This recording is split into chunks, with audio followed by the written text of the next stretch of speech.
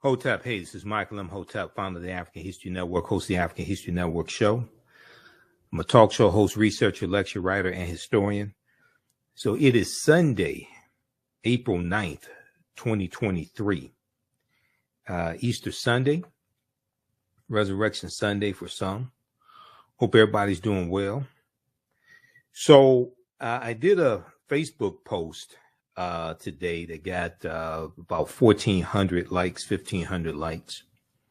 And it dealt with some of the origins of Easter. And it talked about Easter, Istra, Oistra. And I said we would do a broadcast tonight dealing with this history. Okay, so normally on Sundays, I'm on 9, 10 a.m. the Superstation WFDF here in Detroit. Since it is Easter Sunday, the radio station is shut down for live shows. So I said we'll broadcast here. Okay. So I hope everybody's doing well. Share this broadcast on your social media platforms. You're going to learn a lot today, a lot about history, a lot about some ancient history as well.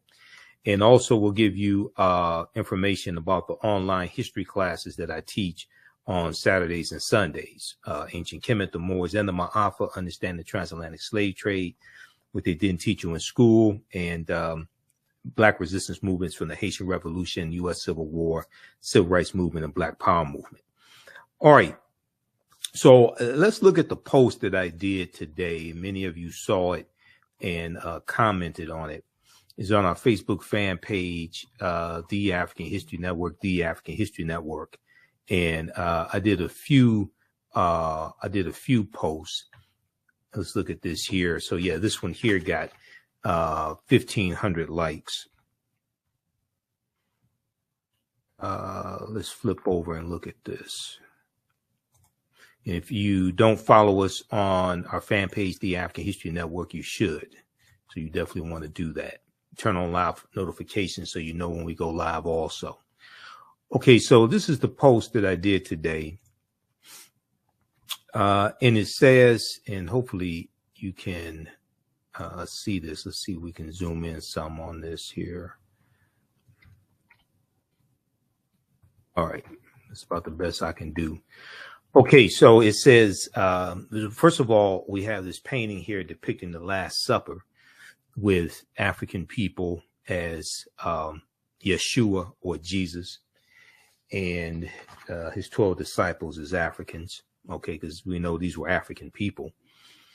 It says Easter is a movable Christian holiday or a movable feast celebrating the resurrection of Yeshua, Y-E-S-H-U-A. And Yeshua means Jah is salvation in Hebrew. Jah is salvation. Or Jesus, which is the Greek form of Joshua, J-O-S-H-U-A. Now, Easter is celebrated on the first Sunday following the first full moon, following the vernal equinox. The first Sunday following the first full moon, following the vernal equinox. The vernal equinox, and vernal is Latin for spring, S-P-R-I-N-G. Vernal is Latin for spring. The vernal equinox marks the first day of spring, which usually comes on March 20th or March 21st. And when Easter is celebrated, is based upon astronomy. Okay, when Easter is celebrated, is based upon astronomy. This was one of the results of the First Council of Nicaea in 325 AD, one of the first of about 21 ecumenical councils from 325 AD to about 1870. And we know as a result of the Third Council of Trent in 1563, we know as a result of that, they're trying to recalculate when Easter is going to be celebrated. So this leads to the creation of the Gregorian calendar introduced by Pope Gregory XIII about 1582, 1583, Common Era. Okay, so that is the calendar that we use today. Prior to the Gregorian calendar, they were using the Julian calendar named after Julius Caesar. All right, so unfortunately, a lot of African Americans celebrate Easter, but don't know when to celebrate it, besides it being on the calendar or their pastor telling them Easter's coming up, and celebrate Easter, and we're going into Lent, the 40-day period of sacrifice, and you give up something for Lent, things of this nature. All right. Okay, so this deals with astronomy. Okay, let's continue. Now, I said that you can look up Easter in an encyclopedia or dictionary, and it would tell you when Easter's celebrated. Okay, and so we're going to deal with some of this history today. So we got 1,500 likes so far, about 274 comments, 480 shares. All right, so let's look at, let's continue. Now, whenever I speak about information like this that may be deemed controversial or something like that, I usually do my disclaimer, because I'm not telling people, especially African Americans, not to celebrate Easter. What I'm saying is that we need to know the history of what it is that we're celebrating. Okay, we need to know the history of what it is that we're celebrating. So this presentation is called Easter Origins, Pagan Traditions, Rabbits Laying Chicken Eggs, the Exodus, and Black People.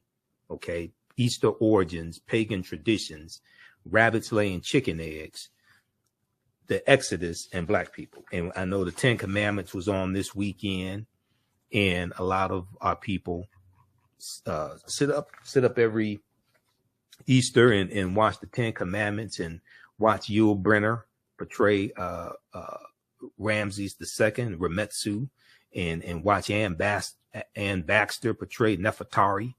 Okay, we'll deal with that later on in the presentation. Okay, so let me flip over here just a second. Okay, so here's my disclaimer. I know I may say some things that are outside the circumference of your own awareness. Okay, just because you may disagree with it or don't like it does not mean it's not true. It just means you have to understand what it is that I'm talking about. So I usually have people put their fingers together to form a circle, and I usually say something like this: the space inside this circle represents my realm of knowledge. Everything that I think I know about whatever I think I know is represented within the circumference of this circle. I must keep in mind that there are still things to know that exist outside the circumference of my own awareness. Now, the reason why I say this is because oftentimes when people hear something that contradicts what they've been taught, what they believe, or what they think they know, they automatically reject it without doing any research to determine the validity of the new information that they're learning. And at the same time, they usually don't use that same level of scrutiny to analyze, critique, or reevaluate what it is they believe or what they think they know. So just because you know everything that you know about what you know does not mean you know everything there is to know about what you know. There's still things that exist outside of the circumference of your own awareness. All right. So those are some of the things that we're going to deal with in today's broadcast. All right. And I encourage people to read the books African People and European Holidays and Mental Genocide by Dr. Shaka Musa Barashango, book number one and book number 2, African People and European Holidays and Mental Genocide. Because in these books, he deals with the history of all these European holidays that we have been taught to celebrate. Okay. And once again, I'm not telling African Americans don't celebrate Easter, but you should at least know the history of what it is that we have been taught to celebrate. Okay. We should at least know the history of what it is we've been taught to celebrate. And once you understand the origins of what it is that you've been taught to celebrate, it may, if you decide to continue to celebrate these European holidays, it may change how you decide to participate in it because you have more information. And I've studied the history of all these European holidays. That's why most of them I don't celebrate. Mother's Day, Father's Day, yeah, I do that. But Christmas, Easter, Valentine's Day, Thanksgiving. Now we may get together with family for Christmas and Easter and the Thanksgiving or Misgiving Day. We may get together with family. Yeah, we should get together with family on those days, but we have to have a better understanding of what it is that we're taught to participate in. Okay, it's just like during St. Patrick's Day. I posted here on our fan page, the African History Network. I said, if you celebrate, if you wear green on St. Patrick's Day, will you wear red, black, and green on African Liberation Day? If not, why not? Which is May 25th, African Liberation Day. Okay, so we've been taught to celebrate these holidays going back to when we were children, and even as adults, we really don't understand the history, what it is we've been taught to celebrate. Okay, so let's look at some history dealing with Easter, and we're going to look at a few different sources here. And you don't have to take my word for any of this. Proper documentation ends all conversation. Okay, you can go research this yourself. This is why I'm going to give you sources to go research this yourself. All right, so Easter is a movable feast. We're going to look at what determines when Easter is celebrated. Why is it on a different date each year? We know it celebrates the resurrection of Yeshua, who in English we've been taught to call Jesus. But if he was crucified on a Friday and then resurrected if he was crucified on a particular date and resurrected that Sunday on a particular date, why don't we commemorate it on that particular date, on that particular date each year? All right, so let's look at this. Now, what is Easter? Easter is a Christian holiday. It's actually the most important holiday in Christianity. Easter is a Christian holiday that celebrates the belief in the resurrection of Yeshua, or Jesus the Christ. Jesus the Christ, because Christ is a title, not a name, coming from Christos, which is Greek, coming from the Kemetic Charest, meaning the rising of the Spirit. And Christ basically refers to anointed, or the anointed one. In the New Testament of the Bible, or the Helios Biblos, the Sun book, Helios meaning sun, S-U-N, not the S-O-N. In the New Testament of the Bible, the event is said to have occurred 3 days after Yeshua was crucified by the Romans and died in roughly 30 AD, or 30 Common Era. Okay, 30 Common Era, or 30 AD, Anno Domini, in the year of our Lord. Anno AD does not mean after death.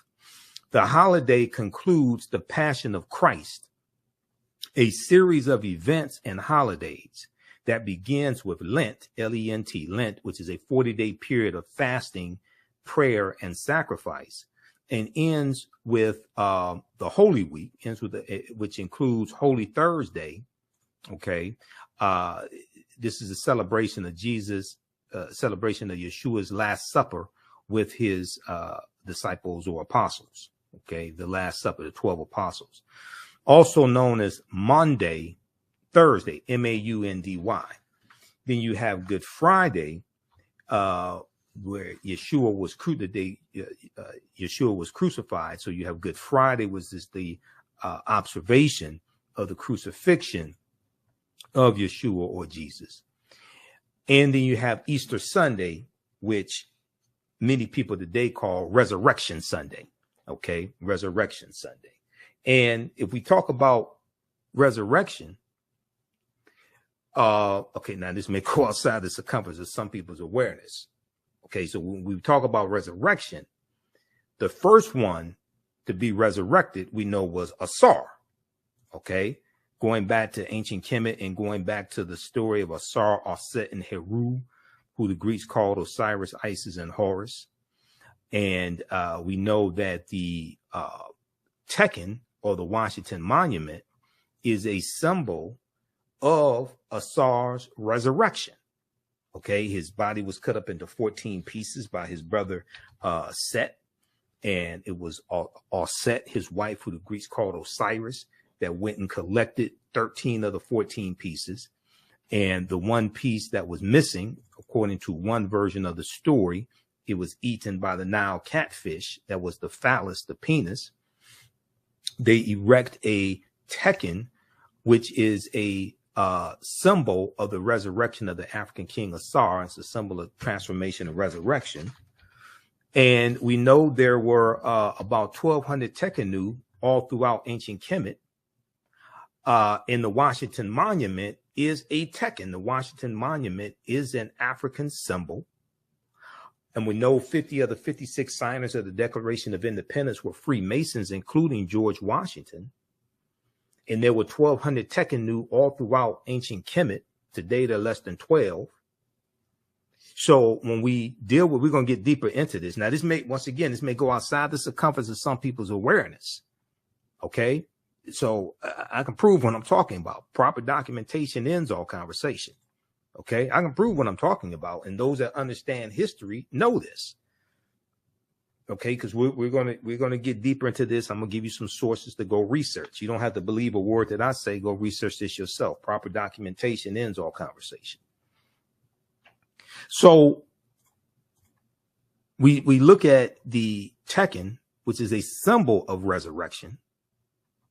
The symbol of the resurrection of the African king Ausar, who comes from the what's known as the first holy trinity of Ausar, Aset, and Heru, who the Greeks called Osiris, Isis, and Horus. And you have the Tekken that's been taken.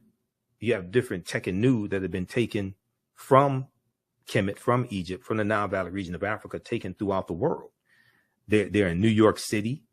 One has been taken in New York City, Paris, France, Berlin, Germany, Vatican City, etc. Okay, so this connects us right back to African history, African culture. Now, if we go back to, let's go back to the previous slide here that I was looking at dealing with Easter, because all this is connected. Okay, Easter is connected to Christmas, and then this is connected to ancient Kemet, ancient Egypt, Nile Valley region of Africa. All this history is connected.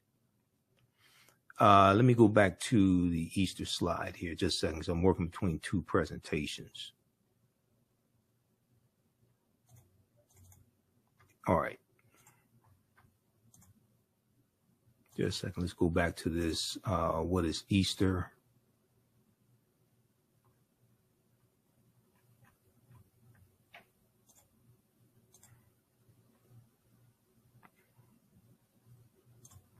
All right, hold on. Okay, here we go. Got to put that back into presentation format.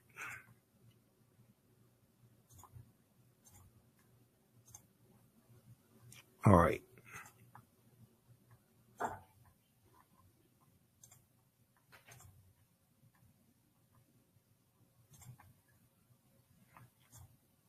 Okay, just a second here. Let me resume slideshow. There we go.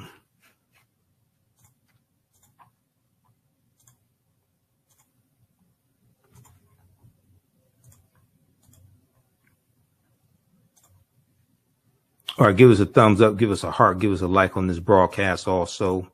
Invite your friends to tune in as well.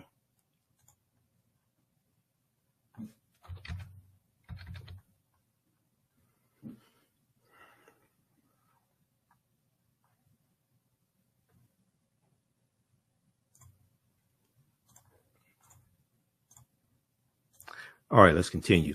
Okay, so I had to close out one PowerPoint presentation. Okay, so Good Friday, on which Yeshua, Jesus, was crucified, is observed in Easter Sunday. Now, although a holiday of high religious significance in the Christian faith, many traditions associated with Easter date back to pre-Christian pagan, or what are called pagan times. Many traditions associated with Easter date back to pre-Christian, or what are referred to as pagan times. We're going to talk about the word pagan, because pagan has taken on a very negative connotation when it comes to European anthropology, archaeology, things of this nature. Okay. And in its truest sense, pagan is not something that is negative. Okay. But it has taken on a negative connotation.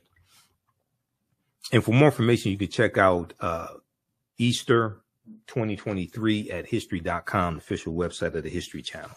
They have some good information there. Now, in Eastern Orthodox Christianity, which adheres to the Julian calendar, which is the calendar before the current calendar that we use today, which is the Gregorian calendar. All right. And the Gregorian calendar that we use today is based upon how long it takes the sun to rotate counterclockwise around the earth. Okay. It takes 365 days, 5 hours, 48 minutes, and about 46 seconds. Okay. This gives us our solar year. Then every 4 years, you add a full day, which is known as a leap year. So this is the calendar that we use today, which is the Gregorian calendar, introduced by Pope Gregory XIII about 1582, 1583. All right, now.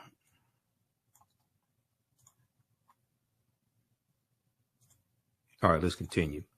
So in Eastern Orthodox Christianity, which adheres to the Julian calendar, Orthodox Easter falls on a Sunday between April 4th and May 8th of each year. April 4th and May 8th of each year. In some denominations or Protestant Christianity, Easter Sunday marks the beginning of Easter tide, or what's known as the Easter season. Easter tide, or what's known as the Easter season.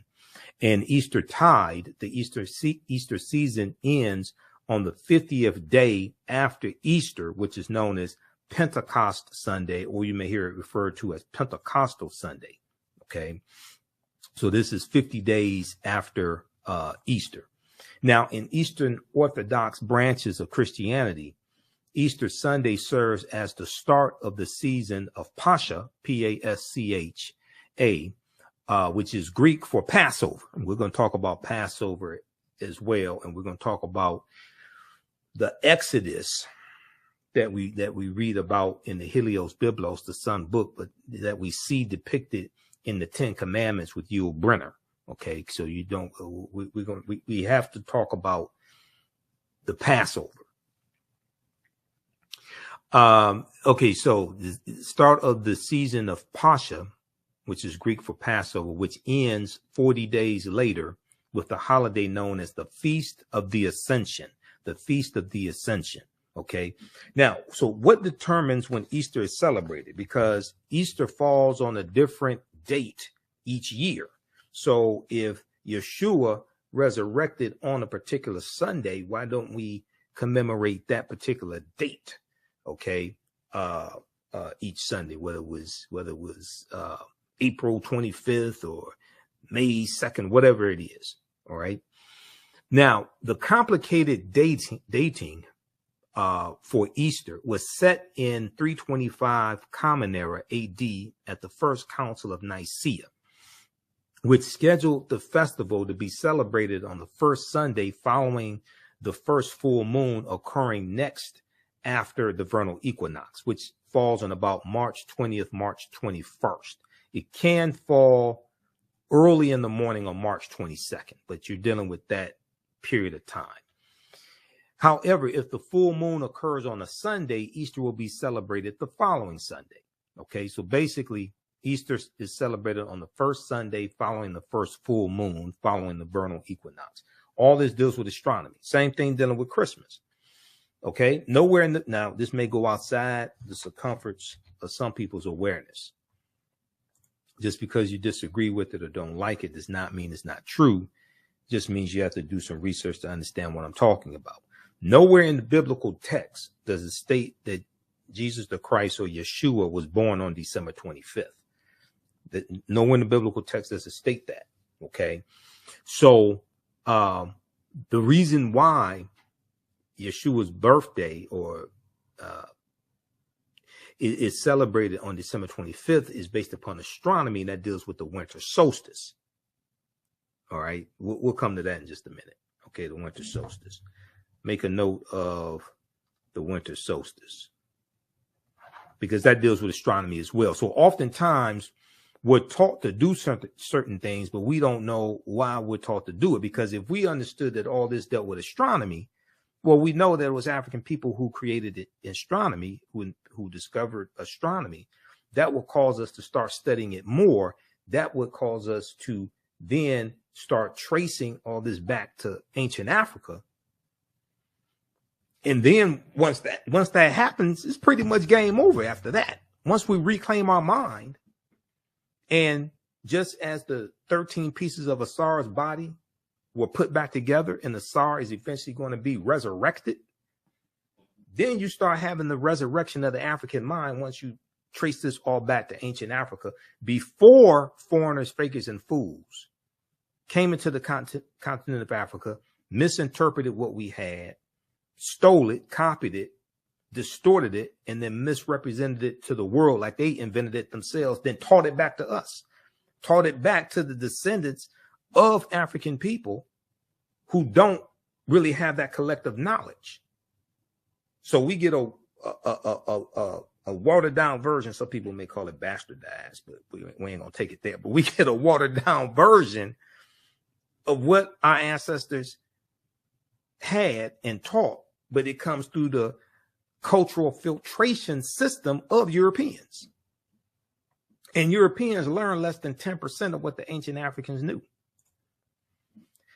All right, so the date of Easter can fluctuate between March 22nd and April 25th, because the Western churches, Catholic and Protestant, now follow the Gregorian calendar.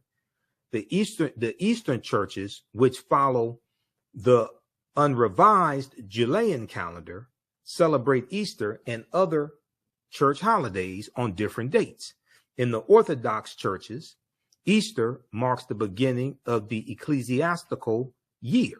Okay, now the Gale Encyclopedia, online Gale Encyclopedia, has some good information, and you can access that at encyclopedia.com, because a lot of this information used to be at answers.com. And I printed up, I have like binders full of information I printed up over the years from answers.com. So this is here, like I printed this up April 12th, 2011. And this is from answers.com that doesn't exist anymore.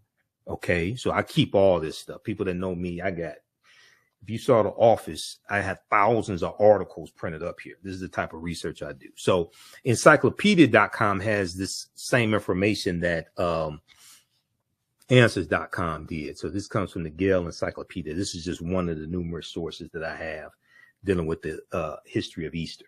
Okay, so you can check that out. But this is at encyclopedia.com now. All right, now let's look at, I mentioned the winter solstice.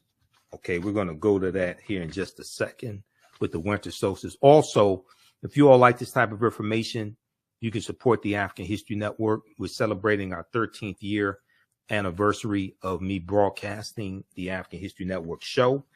We started March 10th, 2010. And you can support us, $ the AHN show, through Cash App and through PayPal, paypal.me/the AHN show.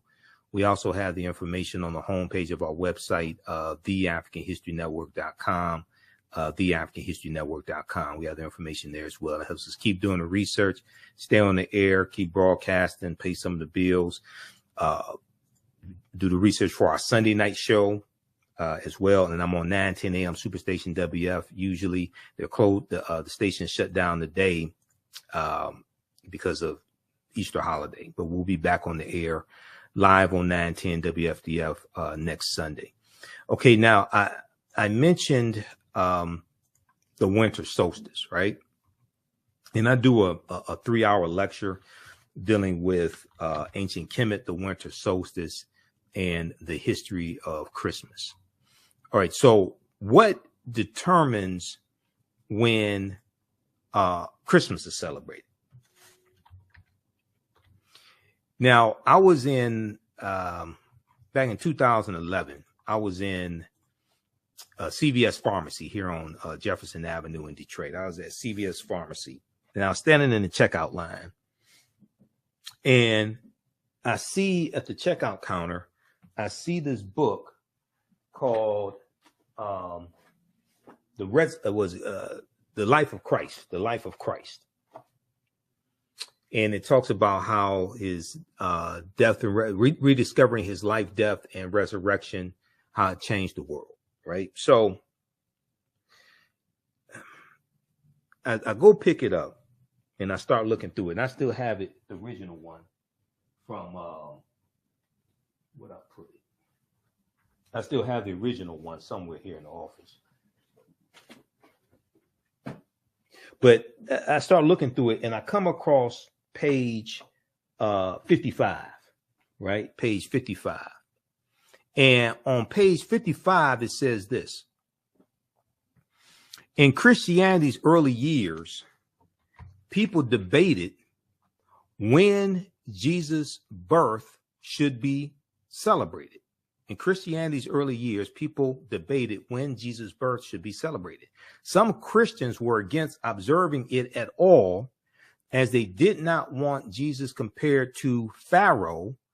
They don't tell you which Pharaoh, because Pharaoh is a title, not a name. Compared to Pharaoh and Herod, whose birthdays were commemorated. But in the 4th century, Common Era AD, Pope Julius I made it official. Christ's birth would be celebrated on December 25th, referring to Yeshua or Jesus the Christ, because Christ is a title, not a name. And in the Helios Biblos, it is referred to as Jesus of Nazareth. Okay, but the title, the name, the word Christ is a title, so it's Jesus the Christ. Now, December 25th was already considered the birthday of the Son, not the S-O-N, but the S-U-N, the Son of God, not the S-O-N, but the S-U-N. Using the technology available at the time, ancient astronomers observed that on December 25th, the days started getting longer again. They recognized the date as the winter solstice. The winter solstice, when the sun is born again each year. So the winter solstice, so what happens is around December 21st, the sun moves into its lowest point in its journey throughout the 12 constellations. And from December 22nd, 23rd, 24th, it appears that the sun does not move. The sun stands still, or the sun is dead for 3 days. Then on December 25th, the Son of God, not the S-O-N, but the S-U-N, moves 1 degree northward.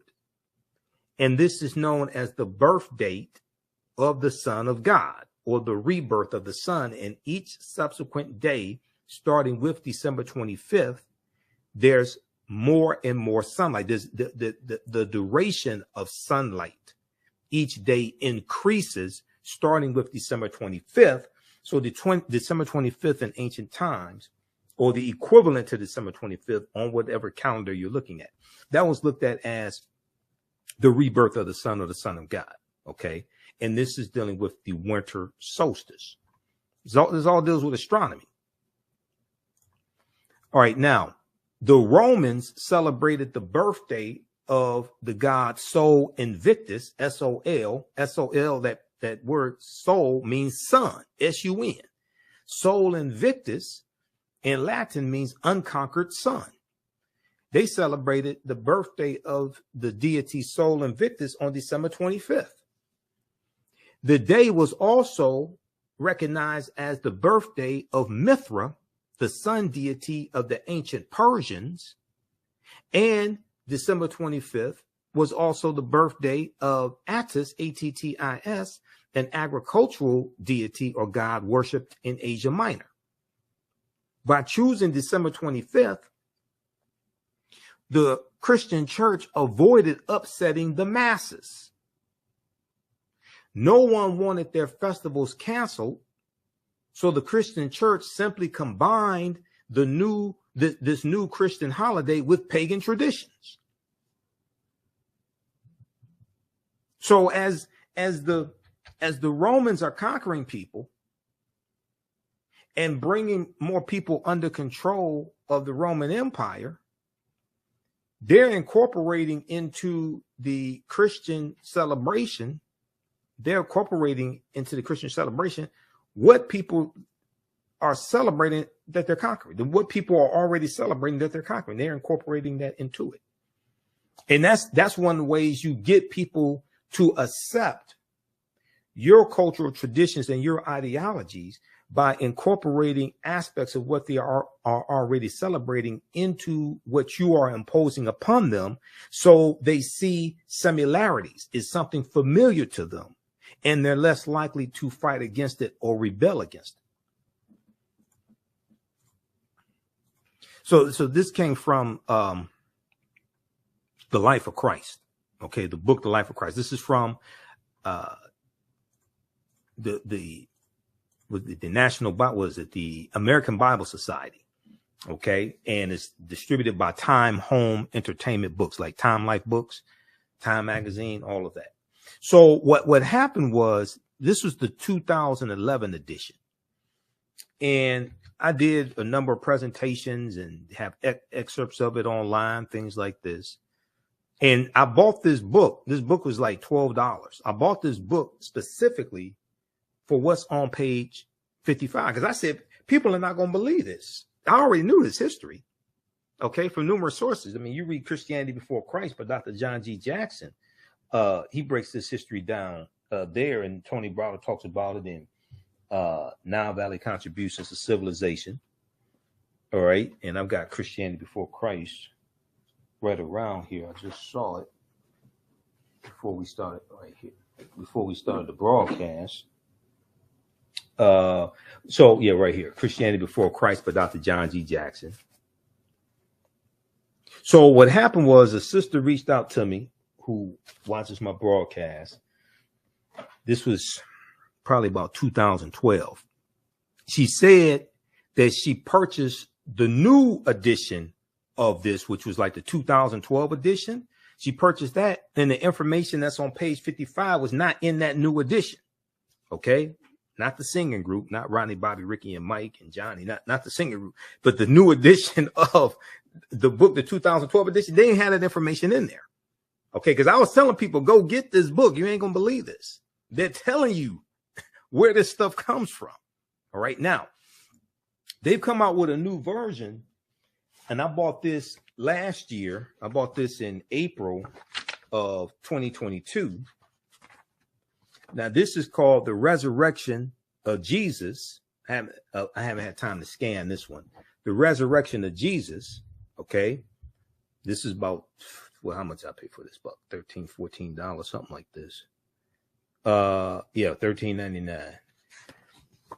Now, in this one, and I got this from CVS also.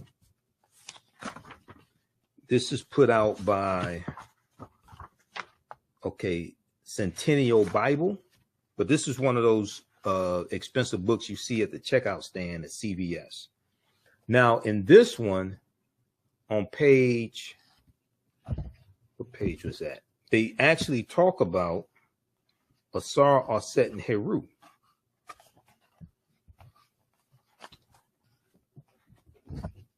Hold on, I had it bookmarked.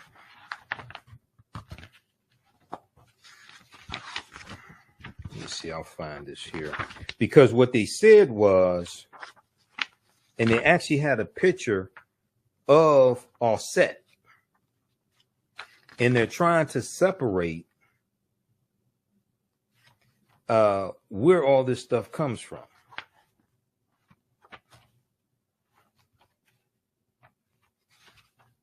Just a second, let me find. Oh, right here. Here we go. So this is on page 67, and this is the 2022 edition. it says pagan mythology and resurrection, the differences. So I guess they got a whole lot of feedback, and somebody said, okay, now look, you need to come out here and you need to distance yourself, because we don't want people thinking this goes back to ancient Kim and ancient Egypt, because then they're going to start reading Nile Valley Contributions to Civilization by Tony Browder, and they're going to read Christianity Before Christ by Dr. John G. Jackson. They're going to read African People and European Holidays by Dr. Shaka Musa Shango. You know, they're going to start listening to the African History Network, all this. Then it's going to be like Lil Flip said, game over. So we can't let them know where all this stuff comes from. So it says here, pagan mythology and resurrection, the differences. It has become commonplace to argue that Jesus's resurrection is simply one more example of a common motif in ancient mythology, in which a hero dies and rises again. Okay, advocates of this position point to parallels between Jesus and the Greek gods Attis and Adonis, or the Egyptian gods Horus and Osiris.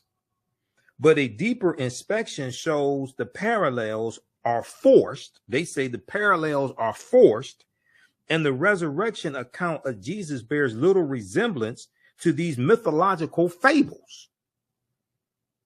They call, see, if you read Kersey Gray's book, The World's 16 Crucified Saviors, and I got that book somewhere here in the office. It's probably on the other side.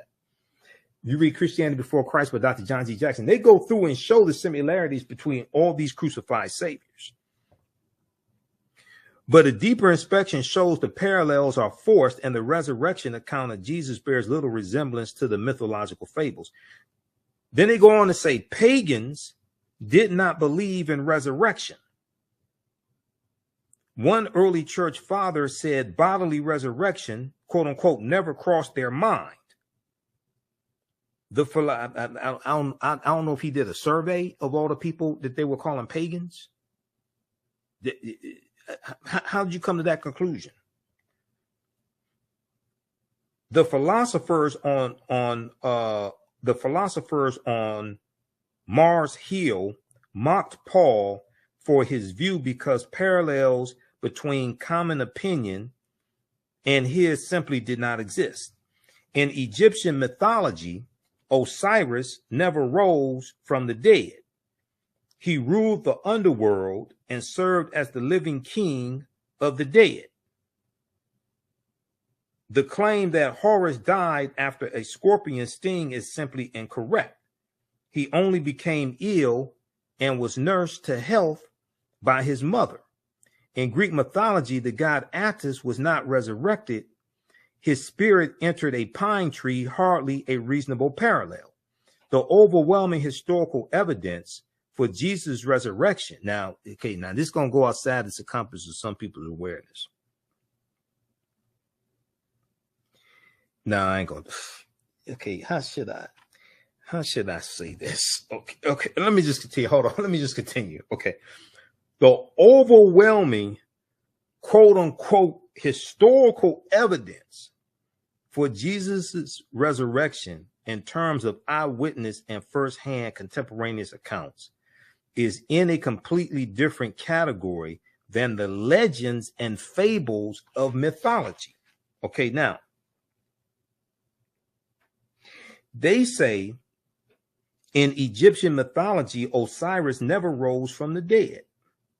He ruled the underworld and served as the living king of the dead. It is true that he ruled the underworld.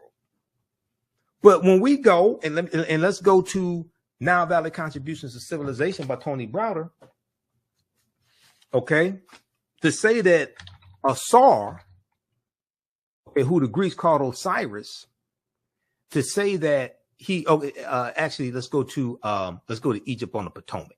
Let's go there, Egypt on the Potomac. To say that Ausar was not resurrected is incorrect. I don't know what type of research they did on this. They could have called me, but they may be still mad at me because I exposed what was going on with the 2011 edition. Okay. I don't know, I think they may owe me some money. I don't know how many people went and bought that one because I told them to. So they may owe me something. Let's look at this right here. Let's look at Egypt on the Potomac by Tony Browder. So I teach this. We teach a lot of this in the online history classes that I teach, especially ancient Kemet, the Moors, and the Ma'af for understanding the transatlantic slave trade, what it didn't teach you in school. Let's look at page 13 of Egypt on the Potomac. Okay. Let me flip over to this here, right here. Let's look at page 13. Now, this is Heru this is Heru, the sun, in the falcon, in the form of a falcon. Okay. If we go and look at, this is page 13. Let's go back to page 12 of Egypt on the Potomac by Tony Browder. It deals with Ausar impregnating, the spirit of Ausar impregnating Aset after Ausar was killed by his brother Set. Okay. The spirit of Ausar impregnated his wife, and 9 months later, the virgin Aset gave birth to their son Heru on December 25th. If this story, and we can back up a little bit here, page 10. Stories of the first royal family are an integral part of the earliest mythology, history, and theology of ancient Kemet or ancient Egypt. But by every account, Ausar was recognized as the founding father of Kemet. He unified the two lands of Upper and Lower Kemet that we'll talk about when we talk about Dahuti in just a minute, and established a central government, page 11, in the city of Menefer, which was renamed Memphis by the Greeks. Ausar introduced writing, agriculture, law, and religion to the people of ancient Kemet. Prior to departing on a trade mission to enter Africa, Ausar appointed his queen, Aset. You may see it spelled A-U-S-E-T or A-S-E-T or A-S-T. Aset to rule in his absence. This is who the Greeks called Isis. This infuriated his brother Set, who felt that he should rule in Ausar's absence. A rejected and angry Set, the brother, plotted to usurp his brother's rule, Ausar. Shortly after returning to Kemet, Ausar was assassinated by Set, who not only murdered Ausar, but cut up his body into 14 pieces and scattered them throughout the land. So this is like Cain and Abel before Cain and Abel. When Aset learned of the murder and dismemberment of her husband, she fled the royal palace and cried a river of tears as she sailed down the Nile in search of Ausar's remains. Okay, now Aset eventually found 13 of the 14 pieces of Ausar's body. During a period of 10 weeks, Aset literally remembered Ausar as she found each severed body part.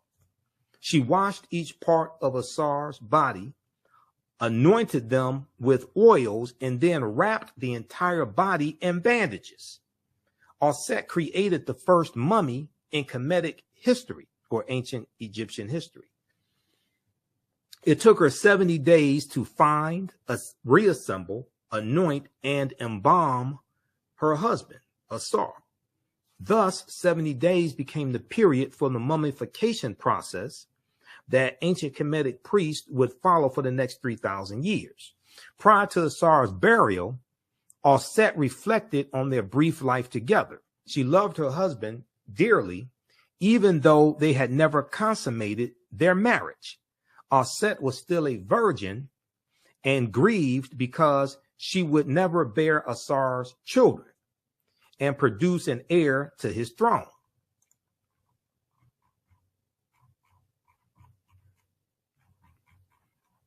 All right, let's see here.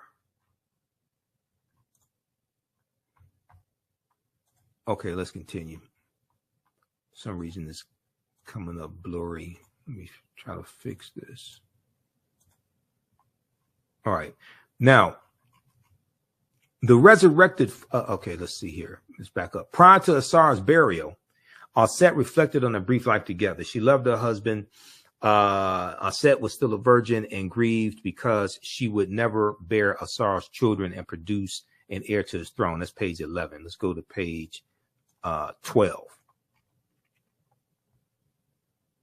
Miraculously, the spirit of Ausar answered his wife's prayers and visited her body and visited her before he was laid to rest. This is the spirit of Ausar. The spirit of Ausar impregnated his wife, and 9 months later, the virgin Aset gave birth to their son Heru on December 25th. If this story sounds familiar, it is because it has been modified and retold by many cultures for over 5,000 years. Yet it is the first story in recorded history of the impregnation of a virgin by a Holy Spirit and of a virgin birth. We're going to deal with more information on that, because Browder talks about this in Now Valley Contributions to Civilization, also page 95. Now, throughout his youth, Heru, the son, was told of the great deeds of his father as he was gradually prepared to pursue his life's work to avenge the murder of Ausar and reclaim his father's kingdom. As an adult, Heru confronted his uncle Set and defeated him after a protracted battle. Now, this is where it's the Asarian drama. What's called the Asarian drama. This is where the story of Star Wars comes from with George Lucas. This is where the story of Star Wars comes from, and Luke Skywalker killing Darth Vader, but he resurrects his father. Darth Vader is his father, but he resurrects the good out of Darth Vader. So he, at the end, when you watch Return of the Jedi, because you have the trilogy before they came out, all these other movies, you had the trilogy: Star Wars, Empire Strikes Back, and Return of the Jedi. It's in Return of the Jedi that Luke Skywalker kills Darth Vader, but before Darth Vader dies, Luke Skywalker resurrects the good out of Darth Vader. Anakin Skywalker, he resurrects the good out of him, and Darth Vader kills the Emperor, okay, to save Skywalker's life, and Skywalker is his son. All right, and we dealt with Obi-Wan Kenobi being who really sacrifices himself also, and we deal with the spirit of Obi-Wan Kenobi. But George Lucas, his mentor's name was Joseph Campbell. Joseph Campbell wrote a book called The Power of Myth. And Joseph Campbell taught George Lucas about all these different mythologies from different cultures. One of them was dealing with Ausar, Aset, and Heru. This is where this comes from. In the Jedi Knight, I interviewed Professor Kabahaya Kamene about this back in like 2015, 2016. The Jedi Knight come from the Jed column, which represents the spine of Ausar. Okay, so there's an African origin to Star Wars.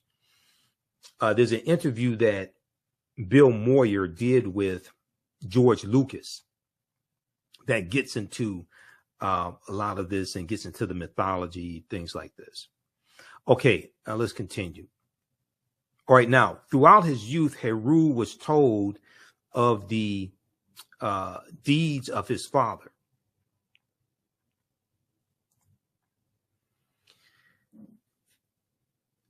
He was told of the great deeds of his father as he gradually prepared to pursue his life's work, which was to avenge the murder of Ausar and reclaim his father's kingdom. As an adult, Heru confronted his uncle Set and defeated him after a protracted battle. According to the ancient myth, after the battle, the victorious Heru was transformed into a falcon and flew into heaven to tell his father of his victory over Set. When Heru returned to Kemet and reclaimed his father's throne, Ausar was resurrected. Ausar was resurrected. Ausar was resurrected, and his spirit ascended to the throne of judgment, where he presided over the souls of the deceased who appeared before him. Okay, he sits on the throne of judgment, and you have the famous scene called the judgment scene. But Ausar was resurrected. Okay, this is page 12 of Egypt on the Potomac by Tony Browder. Okay, now in the page 67 of the Resurrection of Christ, the world's greatest hope. Okay, I'm not saying don't buy the book. You can buy the book. I bought it. Okay, so I'm not going to tell you don't buy it, and I bought it. You could, but here on page 67, where they said pagan mythology and resurrection, the differences, they said Ausar was not resurrected. That's false. Ausar's spirit was resurrected. They said Ausar was not resurrected. That's false. And I surmise that they said Ausar was not resurrected because then if you admit that this is an ancient resurrection story before the story of Yeshua was resurrected, then people are going to go and ask their pastor, wait a second, why aren't you teaching us this? They're going to go ask the minister, why aren't you teaching us this? They're going to start doing some research. But if you can throw them off the trail and say, oh, that didn't happen, well, then you can misdirect them. Okay? And I'm not saying don't read the Bible. Yeah, we should read the Helios Biblos. I got one right here. See, I have a study Bible. New King James Study Bible. This was New King James New King James Study Bible. Okay? New King NKJV, New King James Version Study Bible. The Study Bible has 2,000 pages, and it came with a CD-ROM. So I bought this back in April 5th, 2009. Okay, April 5th, 2009. It came with a CD-ROM also, because this gives a deeper understanding. See, the devotional Bible, my devotional Bible is like 400 pages.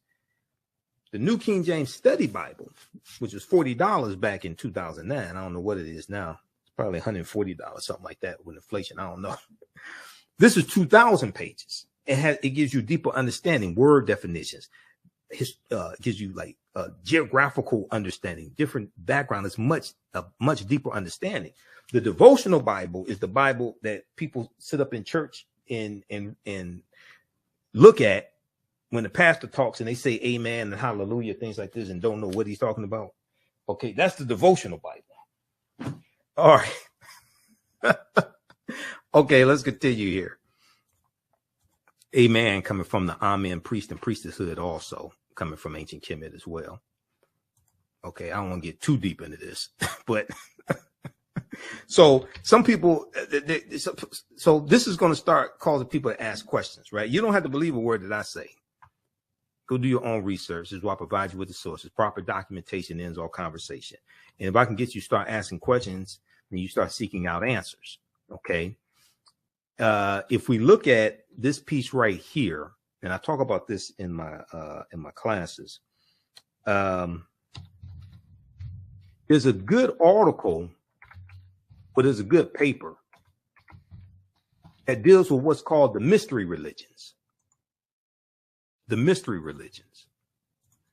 And it talks about the influence of Ausar, Aset, and Heru, or what the Greeks called Osiris, Isis, and Horus. It talks about this, right? Now, it's not written by Dr. Yosef Ben Yachanan.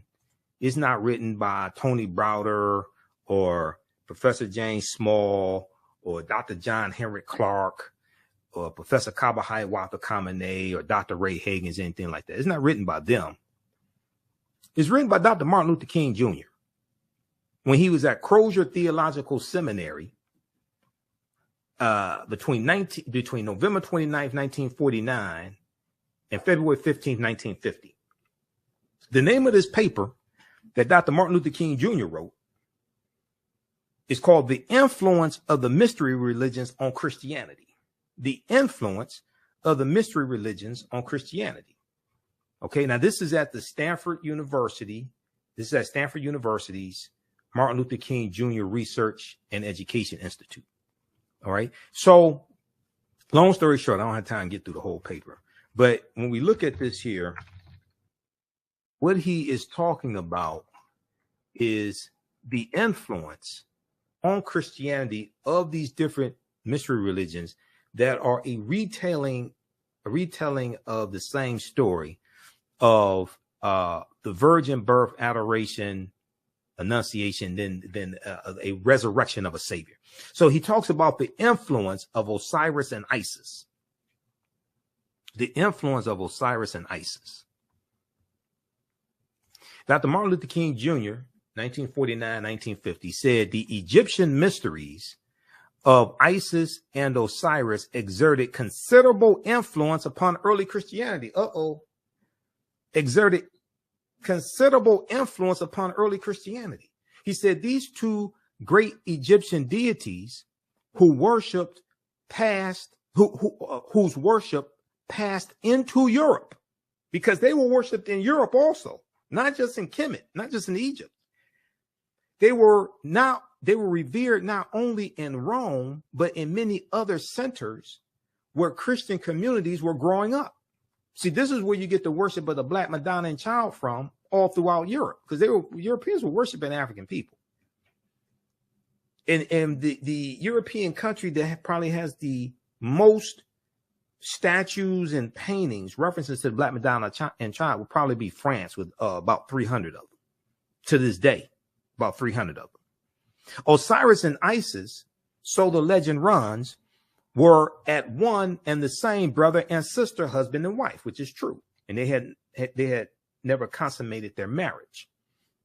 But Osiris was murdered, his coffin body being thrown into the Nile River. And shortly afterwards, the widowed and exiled Isis gave birth to a son, Horus. This is who the Greeks call Horus, or Heru. Meanwhile, the coffin was washed up on the Syrian coast and became miraculously lodged in the trunk of a tree. This tree afterwards chanced to be cut down and made into a pillar in the palace at Byblos. Now, Byblos is the Phoenician capital at the time, and this was a city known for producing papyrus.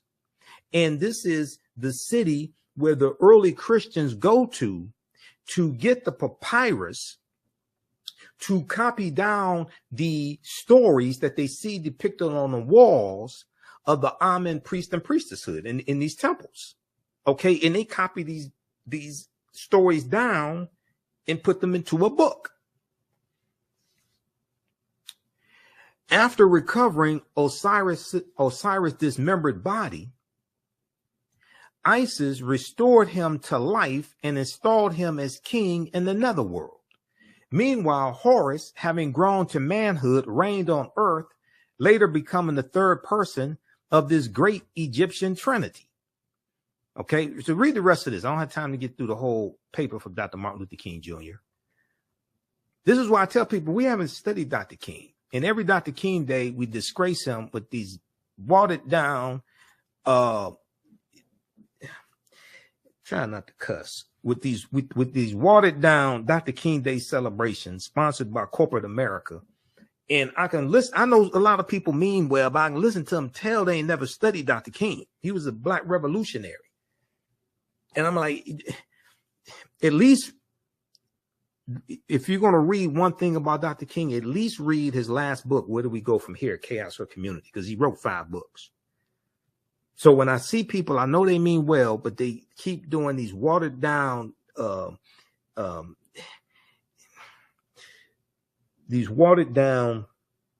we shall overcome, everybody hold hands, celebrations of Dr. King, and don't deal with the revolutionary Dr. King that called out the American government, that fought against poverty, racism, and the military.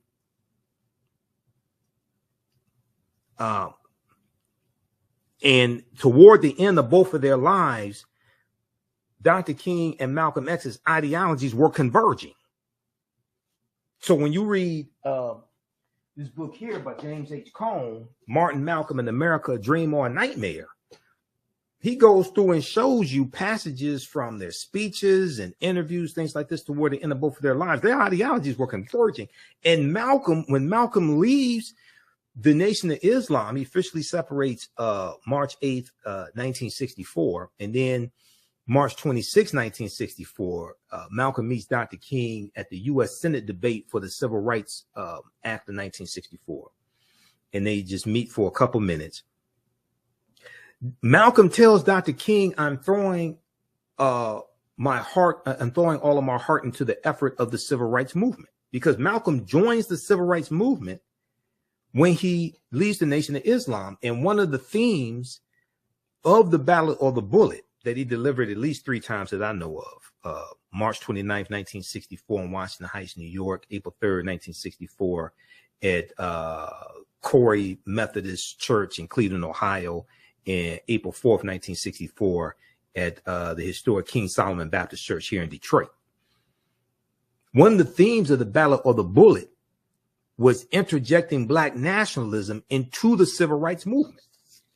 He was talking about radicalizing the civil rights movement. He talks about registering African Americans as independents. He's not telling people don't vote. He's saying push to get something tangible for your vote, but he's talking about registering African Americans as independents. And then you read a speech from June 28th, 1964, his by any means necessary speech, where he announces the formation of the Organization of Afro-American Unity.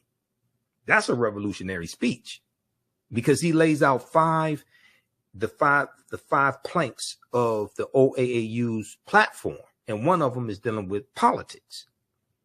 Okay. Being politically educated, registering people to vote as independents, voting intelligently. He talks about education. He talks about economics. Blackpast.org has the transcript of that speech. Everybody needs to read it, because most of us really haven't done a good job of studying either Dr. King or Malcolm X. Okay, let's continue here. How's everybody doing? How you all like this type of information?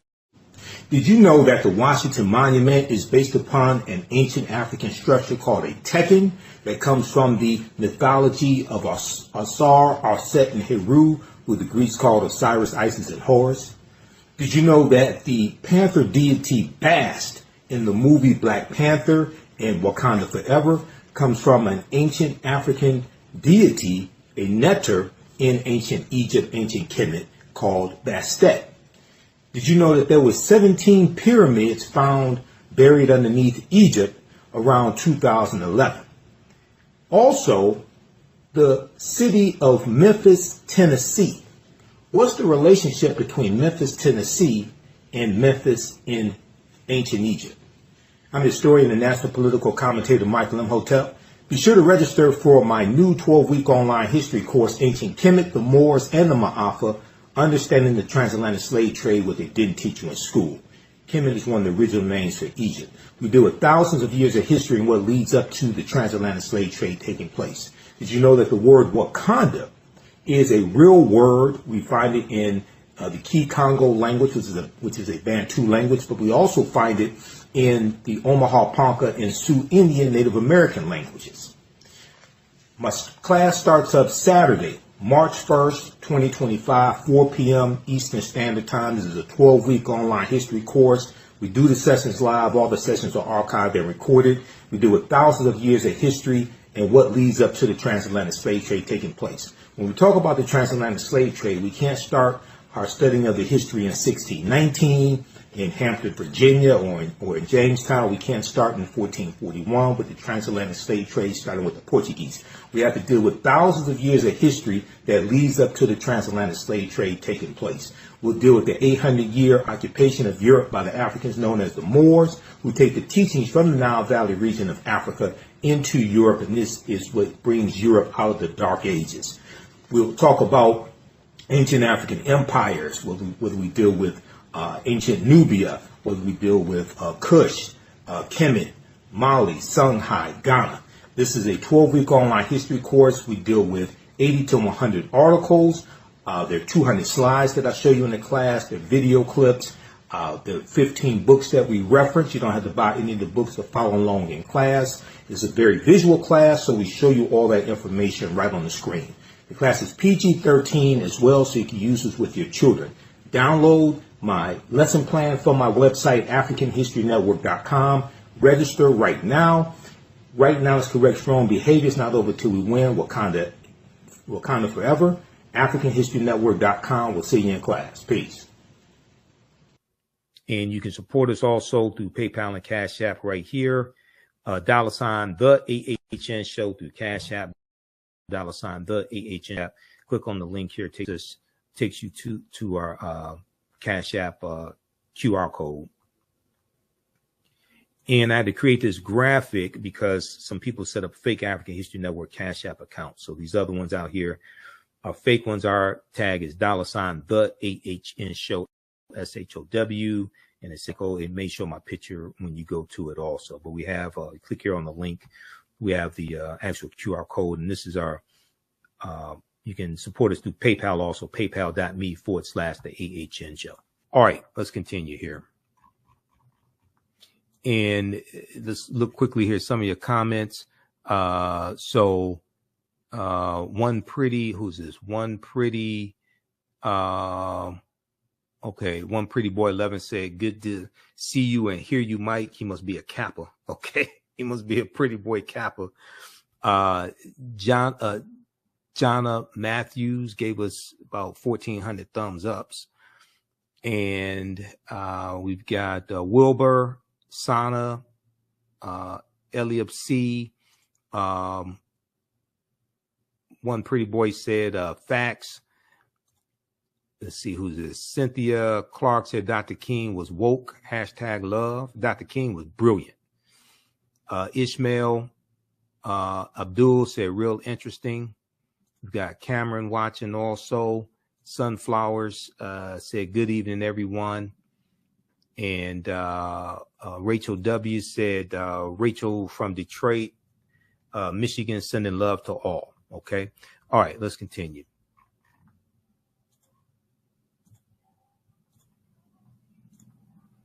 All right, now I want to go back to the Easter information, and then I want to go to page 95 of Nile Valley Contributions to Civilization by Tony Browder also, because this is important information there that helps us to better understand this history. All right, let's see here. All right. Okay, there we go. I had to put this back in presentation mode.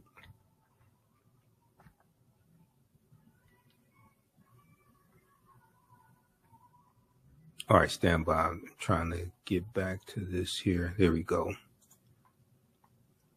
All right.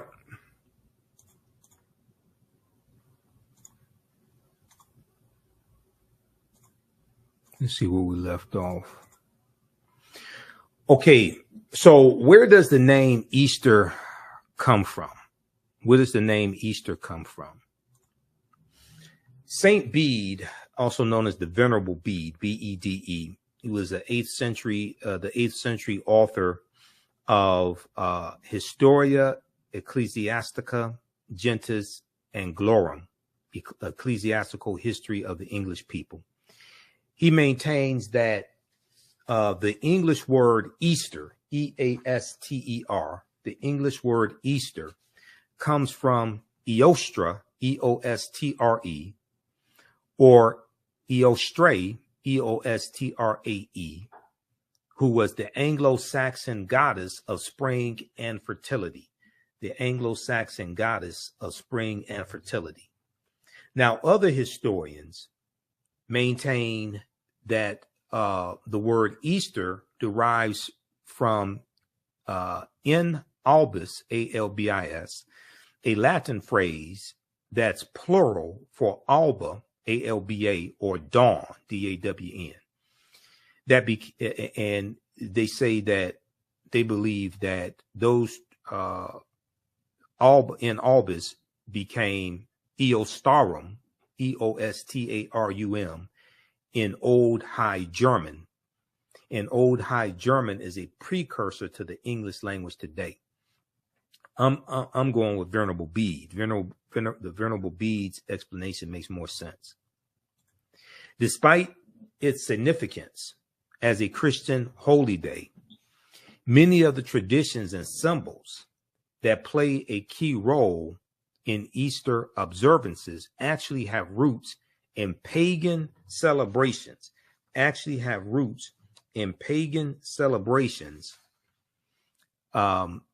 and observances, particularly the pagan goddess Eostre, E-O-S-T-R-E, and in the Jewish holiday Passover. Okay, now, what is pagan? What is pagan? Now, pagan is a word that is misused to speak negatively about a group of people. If we look at the American Heritage Dictionary, and there are other dictionaries you can look at, Merriam-Webster, etc., pagan as a noun is an adherent of a polytheistic religion in antiquity, especially when viewed in contrast to an adherent of a monotheistic religion. So pagan is used negatively, and to say that, oh, these people were backwards, these were heathens, they believed in many gods and things of this nature. Okay. Now, if we look at the etymological derivation of the word pagan, pagan comes from Middle English, from the late Latin word paganus, P-A-G-A-N-U-S, paganus, from Latin meaning country dweller, civilian, and it also comes from pagus, which basically means country or rural district. So basically, pagan historically referred to somebody who was a country dweller, somebody who lived in the country, they lived in a rural district, and they were looked at as being, you know, backwards or something like that. Just like today we may look at some people in the South as being backwards, or, you know, something like that. They may still make moonshine or something, you know, they're in the country, you say that, you know, they're backwards. They may have an outhouse or something. So that's what pagan originally meant. Okay. So you can check out the American Heritage Dictionary or Merriam-Webster or others for to get a better understanding of pagan. Now, like many other Christian feasts, the celebration of Easter contains a number of originally pagan or folk religious elements tolerated by the Christian church. Among these are customs associated with the Easter egg. With the Easter egg. Easter breads and other special holiday foods, and the European concept of the Easter hare, or in America, the Easter rabbit. Okay, all these are traditions from other cultures.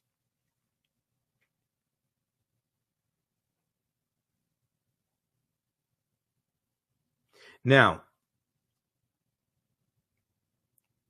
Easter breads and other special holiday foods, and the European concept of the Easter hare, or in America, the Easter rabbit, which brings baskets of candles and colored eggs during the night.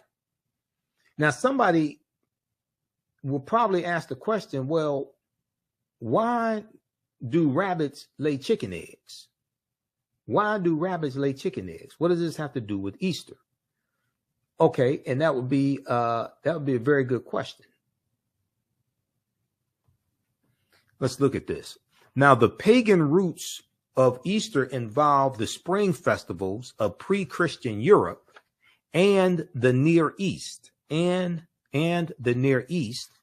which celebrate the rebirth of vegetation, welcoming the growing light as the sun becomes more powerful in its course towards summer.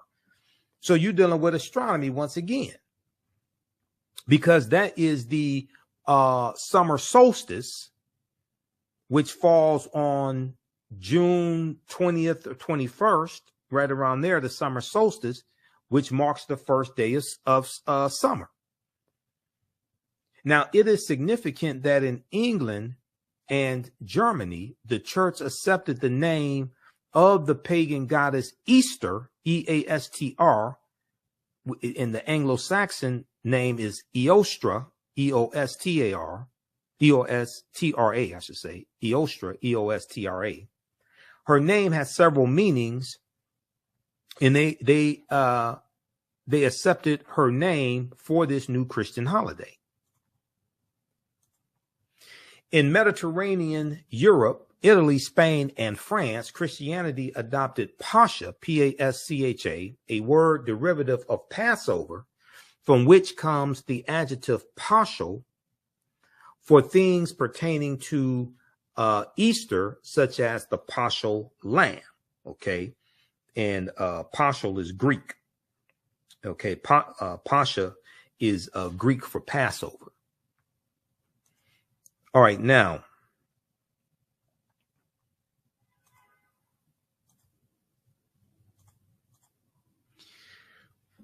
when we look at the goddesses Eostra and Ostara, the name Easter may have come from Eostra or Istra, E-S-E-A-S-T-R-E, the Teutonic or Anglo-Saxon goddess of spring and fertility, whose feast was celebrated around the start of spring. She is associated with the hare, H-A-R-E, which is a large rabbit, and egg, both symbols of creation. So the rabbit or the hare, H-A-R-E, is a symbol of creation, just as the egg is a symbol of creation. So now we start seeing where these symbols come from that are put together in the Easter basket. And we have our children believing that rabbits lay chicken eggs because we don't know the backstory. Now, Ostara is a Germanic goddess who was always accompanied by a hare, a rabbit, possibly the ancestor of our modern Easter bunny. The association of both the rabbit and eggs with Easter is probably the vestige of an ancient springtime fertility rite. So going back to the paper that Dr. King wrote dealing with the influence of the mystery religions, I don't know how many people know this, but ministers and pastors, things like this, when they go through the seminary, they take a class, at least one class in comparative religions. They take at least one class in comparative religions. So the information that Dr. King was talking about Osiris and Isis and Horus, things like this, the ministers know this because they study this in their comparative religion class. They know this information. Now, how much they let you know that they know, well, that's another story. Some of them will readily admit it. Others may act like they don't know what you're talking about or something, but they know this. So we have to, next Sunday, people are going to have a lot of questions. They may have a lot of questions. You may take notes and go ask your pastor or Bible study, your Bible study class Wednesday night. Ask these questions. That's not to challenge anybody. That's to get a better understanding. That's why in Bible study, you use a study Bible.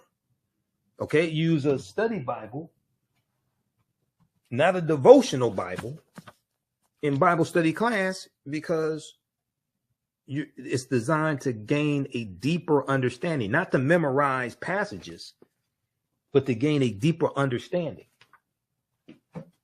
And if you take the stories of the Helios Biblos and trace them back, a lot of these stories trace back to ancient Kemet, ancient Egypt, trace back to Sumer, different Mesopotamia, different things of this nature. It'll reconnect African people to who we are. All right, now Fat Tuesday. We hear about Fat Tuesday, right? What is Fat Tuesday? Or Mardi Gras. Okay. It's an occasion of great festivity and merrymaking. Let's see. Shrove Tuesday celebrated as a holiday in many places with carnivals, masquerade balls, and parades of costume merrymakers. And it comes from the Mardi Gras comes from the French mardi, meaning Tuesday, plus gras, meaning fat, from the feasting on Mardi Gras before the Lenten fasting season. Okay, now I want to go to, let's look at this here. I saw some comments earlier today, and people were talking about Ishtar, the goddess Ishtar. And there's memes floating around on social media that try to say that Easter is named after Ishtar, okay, which is false. So let's look at this piece here from Scientific American called Beyond Ishtar, the tradition of eggs at Easter. Beyond Ishtar, the tradition of eggs at Easter. And let me pull this up here. Where is this? I thought I had this. I think I have it up here. Yeah, this one right here from Scientific American. This is from March 31st, 2013.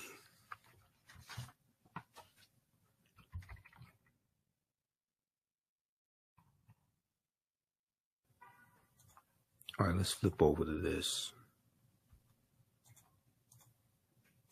Everybody give us a thumbs up, give us a heart, give us a like on this broadcast. Share this broadcast on your social media platforms. Invite your friends to tune in. Tell them to ask, tell them to post their questions, take notes.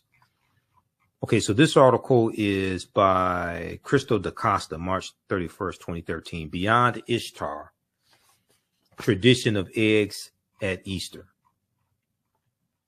And in the article on page 2, bottom of page 2. So she says that there is a meme floating around Facebook that some people have rallied around and are sharing as truth of Easter. It proclaims Easter was originally the celebration of Ishtar, Ishtar, the Assyrian and Babylonian goddess of fertility and sex. Her symbols, like the egg and bunny, were and still are fertility and sex symbols. Or did you actually think eggs and bunnies had anything to do with the resurrection? After Constantine decided to Christianize the empire, Easter was changed to represent Jesus, but at its roots, Easter, which is how you pronounce Ishtar, is all about celebrating fertility and sex. So this is like misinformation floating around on Facebook and probably other social media platforms. So it goes on to say, clearly we all know that Facebook memes are the ultimate source of information, particularly when they make a biting point about something or some group that is not particularly favorably viewed. But it is well known that under the Roman Empire, Christianity did indeed adopt the pagan tradition, pagan rituals of conquered peoples, as we already talked about, in an effort to help convert them. It worked very well.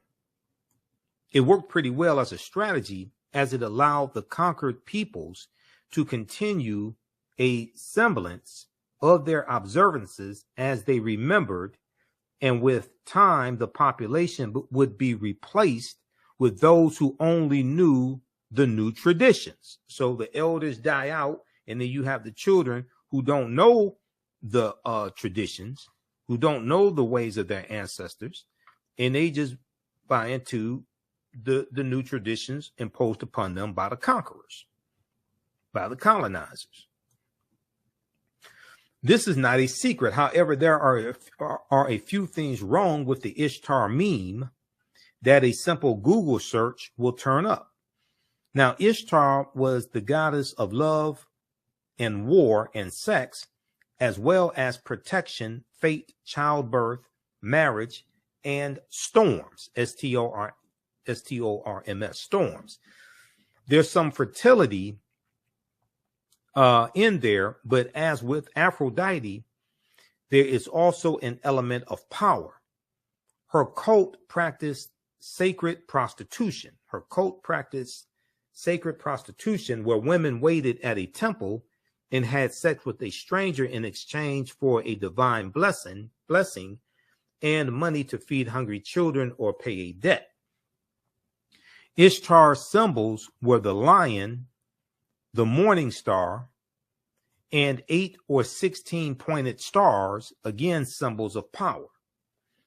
The word Easter does not appear to be derived from Ishtar, but from the German Eostre, E-O-S-T-R-E, the goddess of dawn, D-A-W-N, and a bringer of light.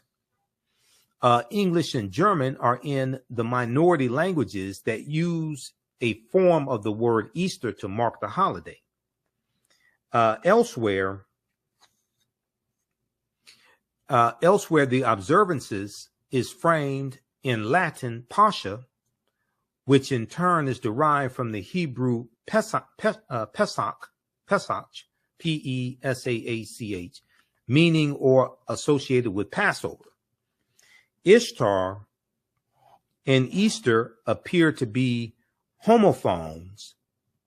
They may be pronounced similarly, but have different meanings.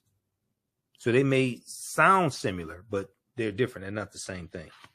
It's just like yesterday in my class, we talked about how Africa is not named after Publius Cornelius Scipio Africanus.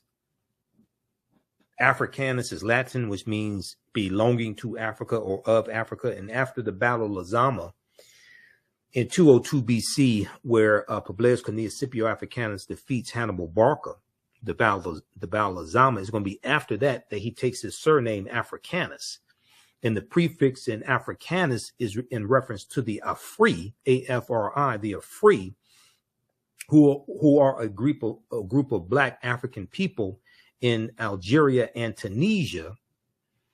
And Tunisia is in the area that used to be called Carthage.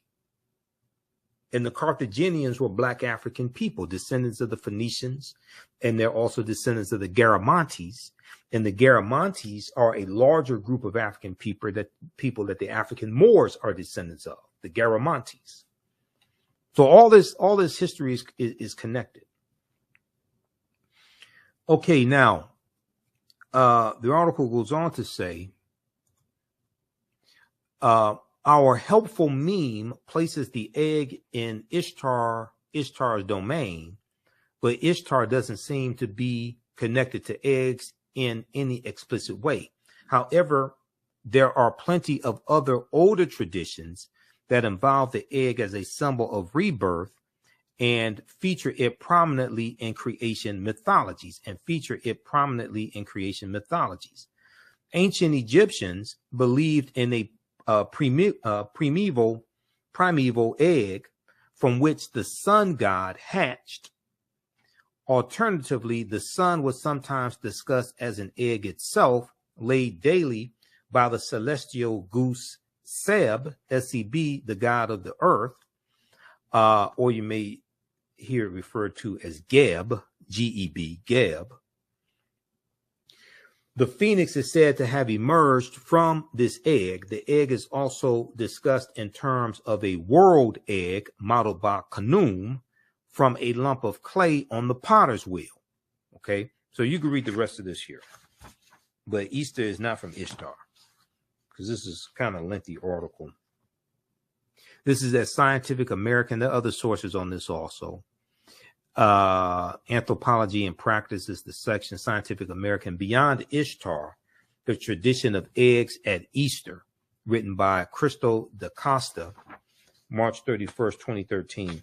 And Crystal DaCosta is a, she writes dealing with anthropology.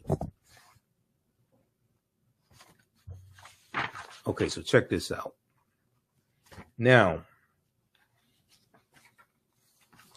I want to go to page. How's everybody doing? Wilbur said, thank you. Jana Matthews said, that's what's going on now. Okay.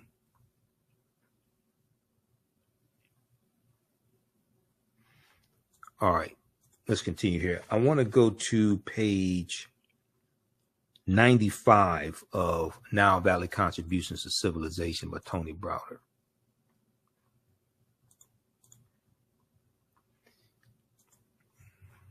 Let's look at this because this gives us a deeper understanding here. And page 95, let's look at this here. So we talked about Ausar, Aset, and Heru, who the Greeks called Osiris, Isis, and Horus. And page 95 of Nile Valley Contributions to Civilization, Browder gives us a deeper understanding of this mythology.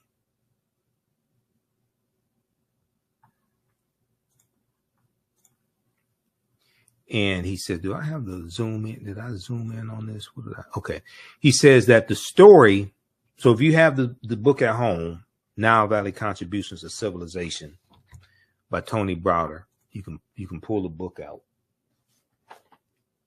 This book right here. This is one of the books we use in my 12-week online course also. You don't have to buy any of the books to follow along in the class. We show you excerpts of the book on the screen, but if you have it, you can use it. Okay, so page 95, Browder says, the story of Ausar, Aset, and Heru is the first story in the recorded history of man of a holy royal family, the Trinity, immaculate conception, virgin birth, and resurrection. Evidence of this Trinity is known to have existed in ancient Nubia or Ta-Nehesi, which is the mother of ancient Kemet, as late as 3300 BCE. As late as 3300 BCE, before the Common Era, or BC. Carved on the walls of the Temple of Luxor, circa 1380 BCE, before the Common Era, or BC, are scenes that depict the following. Scenes that depict the following. Number one, the bottom, panel number one at the bottom, my left. The Annunciation, the Neter Dehuti, who the Greeks called Thoth, is shown announcing to the virgin Aset the coming birth of their son Heru, or who the Greeks called Horus, as Dr. Martin Luther King Jr. explained in his book dealing with the influence of the mystery religions on Christianity. Now, so this is the Annunciation. We've all heard of the Annunciation. The second panel depicts the Immaculate Conception.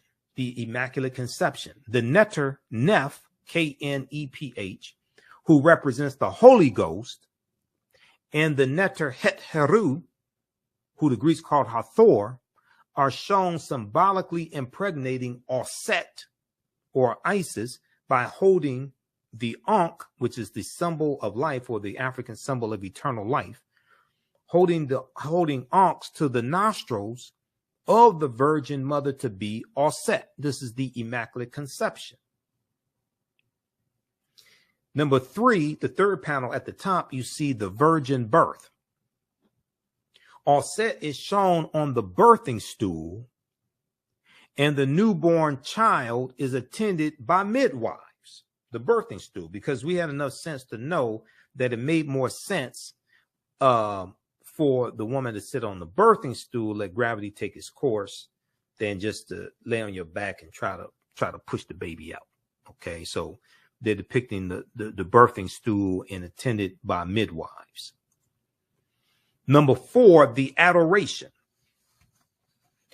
The newborn Heru is portrayed receiving gifts from the 3 kings or magi, okay, as described in Malachi chapter 10, the book of Malachi. But it doesn't say how many. It just says wise men. They're just referred to as wise men or kings, things like this. It doesn't say how many. While being adored by a host of gods and men. Now, 3, saying the 3 wise men, 3 comes from the 3 stars in Orion's belt. Okay, the constellation of Orion the hunter. And I have that here. Okay. The constellation of Orion the hunter. The 3 stars in Orion's belt. And we know that the star Sirius rises around December 25th. The star Sirius rises to be in line with the 3 stars in Orion's belt. And they're going to point towards the sun also. The star Sirius, the constellation of Orion, the hunter, in ancient times was the constellation of Ausar. And the constellation of Orion is followed by 2 constellations called Canis Major and Canis Minor, the big dog and the little dog. The star Sirius is in the constellation of Canis Major, the big dog. Okay, so Sirius is known as the dog star. Sirius is known as the dog star because it's in the constellation of the big dog, Canis Major. When we look at the old logo of the satellite radio company Sirius, Sirius, Sirius. The logo was a dog with a star over its head, or a star on its head, which comes from the star Sirius, the dog star, that's in the constellation of Canis Major, the big dog. Then you get into Dogon mythology. The Dogon talk about there from the star Sirius, things like this. When you study their mythology, the Dogon of Mali and Burkina Faso. Okay, I told you all this is connected together. Okay, all this history and culture, astronomy, all this is connected together. This is why we have to reclaim African history, reclaim our minds, take our minds back, and we don't ask permission to take our minds back. Okay, Bantu Stephen Biko said the most potent weapon in the hands of the oppressor is the mind of the oppressed. The most potent weapon in the hands of the oppressor is the mind of the oppressed. So we have to take our minds back, and we don't ask permission to do that.